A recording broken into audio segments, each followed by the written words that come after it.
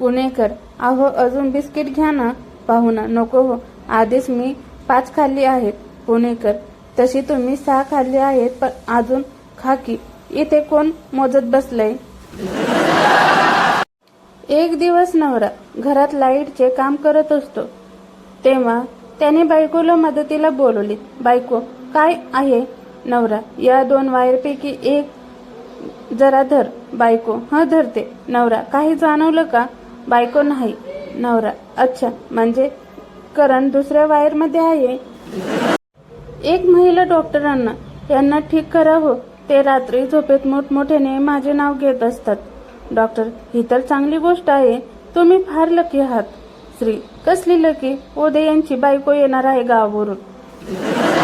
लहान मुलगा, आजी नमस्कार करतो, पळण्याच्या शर्यतीत भाग घ्यायला चाललोय. आजी, आशीर्वाद.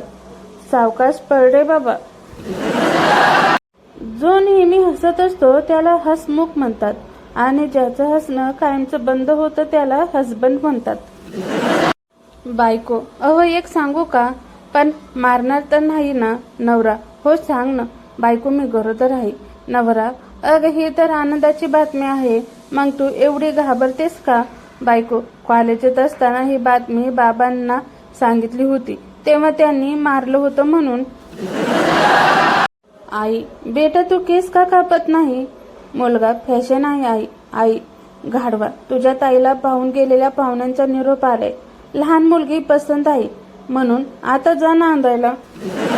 मुलगी, माझे हृदय म्हणजे माझा मोबाईल आहे, आणि तू त्यातले सिम कार्ड म्हणजे जीव आहेस.